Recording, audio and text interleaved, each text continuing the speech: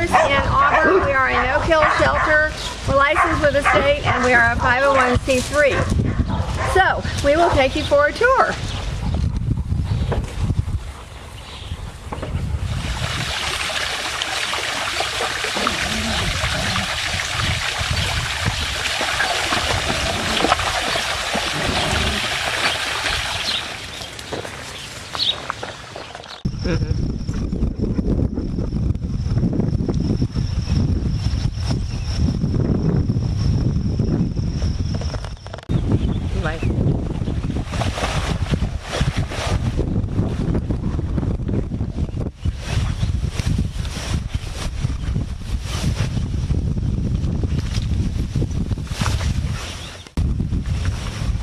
Cooper sitting on top of the bench is a great success story.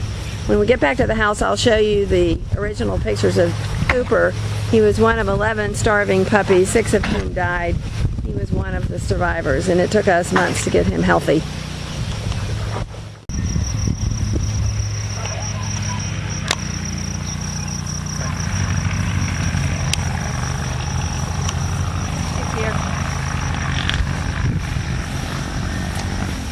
Everyone's stopping in the shade to cool off on the way around the pond. Even Pierre!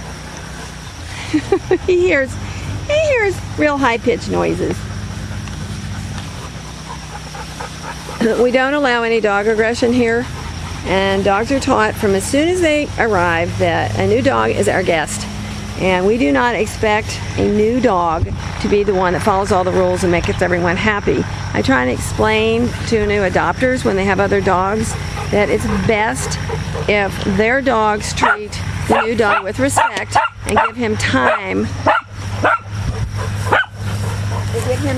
Give him time to learn the rules of the new place. It's very difficult for a dog that's being adopted to come into a brand new environment and suddenly do everything everyone wants. I had a call one night from a woman who complained that the dog arrived after 6 hours of traveling and drank out of the toilet.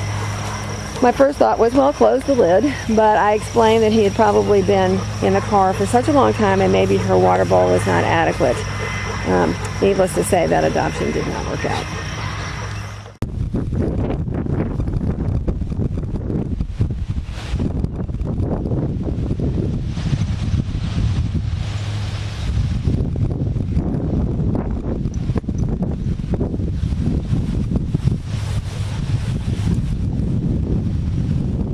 Patty Jean. This is Al swimming. Al and his littermate right here, Patty Jean, were rescued from a dog hoarder, and they are doing much, much better. They're still not very well socialized, but we're working on it. We are working on it. This is Shayna. We talked about her before when she was brought here 3 years ago as a starvation case by a neighboring police officer. She was since adopted by one of our volunteers who's actually taking the film. And Shayna came back for a visit today. You can see how beautiful she looks now. She has come a long way. They did also seize the 14 horses that she was found with. Since we last talked to you, Sebastian has been diagnosed with a congenital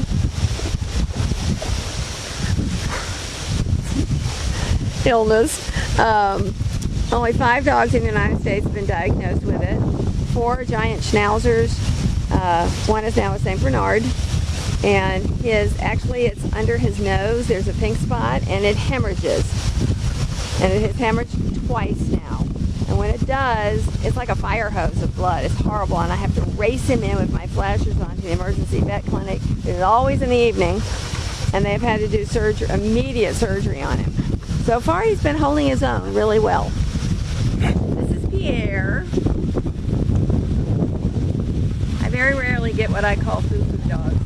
Pierre is definitely a foo-foo dog. He was brought to our veterinarian after having been found running down a dirt road, very matted, very dirty.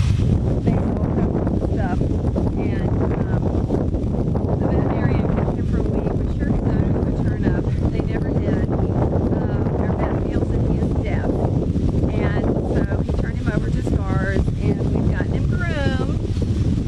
Doing just fine here. here is our Labradoodle. We call him our hillbilly fisherman. Our pond is so full of little fish that you can see them when you're standing at the dock, and Rufus likes to watch them. He never makes any attempt to catch them, but he loves watching them. Over there is Roxy, the black and white dog. We recently received her. She is a Pit Bull Border Collie mix. She was being crated 8 to 10 hours a day, and of course she had tremendous energy when she got out of that crate.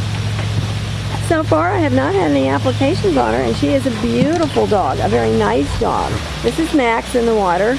He has been with us now for 12 years. He is on our sponsor page. He was an abuse case. He was blindfolded and his legs were hogtied. His mouth was duct taped shut when the police intercepted some boys who had tied him to a tree and were beating him with a pole. He has not been able to leave scars. We tried to adopt him out once, and it was a traumatic experience for him. He was unable to do so. Well, here comes Roxy. Hey, Roxy! You can see what interesting markings she has. Sugar. She's probably some kind of an Australian Shepherd, I don't know, maybe Retriever mix. She's a 1.5 years old. She was found by a minister in Chanute, which is several hours from here. She had been shot in the leg by what his vet said was some kind of a projectile. She was very thin, but he could not keep her. Okay, we have 3 Magnums. They have roofs. They are escape-proof. We do use them, and we like them. They're wonderful. They have the tarps up, so in the winter they have a protection from the wind. We keep a lot of hay in the igloos during the winter. In the summer we clean it all out, hose it out, Clorox it, and get the hay out, because it would tend to hold bugs, I think, in the summer. And then we have these 2 little extra runs, which we don't use too much. This is another fenced-in area. Patty, Tina, and Al spend most of their time, not most of their time, but a lot of their time in here. The barn has an air conditioner and a heater. These 2 shelters were an Eagle Scout project, and they donated the new igloos that are inside. They're not used a lot, but it's really nice in the winter if they prefer to go in there than the barn. This is just another fenced area that we use primarily for 7-Up and Pepsi, because there are 2 little dogs escaping and running along the neighborhood. At night they come inside. It is air conditioned. It's got a new roof and a new door put on it. The air conditioner is running now. It's very cool in here.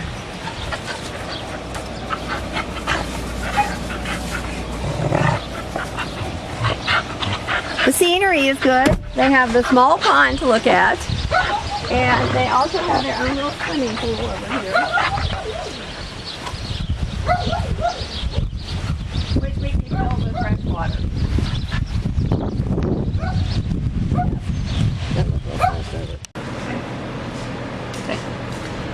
Because my husband is president of his firm and also a professor at the university, and I am a full-time high school English teacher, we're extremely busy people.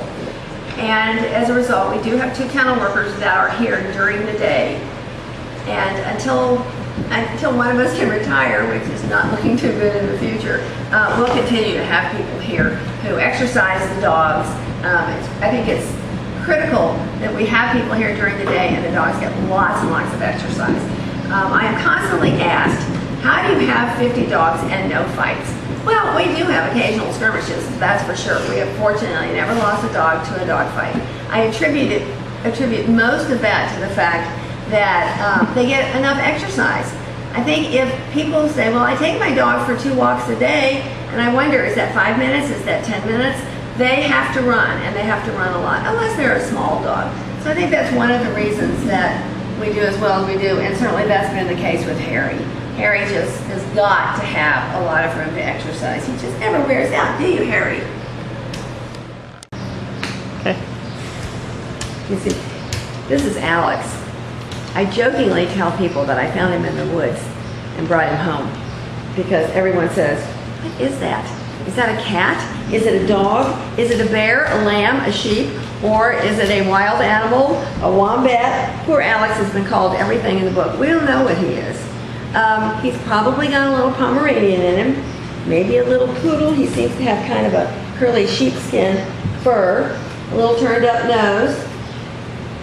When we got Alex last winter, he was in very bad shape. He was extremely thin. They had used home groomers on him and shaved him, and his skin was peeling. He had a staph infection. His teeth were infected. He was not neutered. He is now probably a little bit too plump, but a very unique dog. He is older. He's probably 8 years old. Doggy dorm.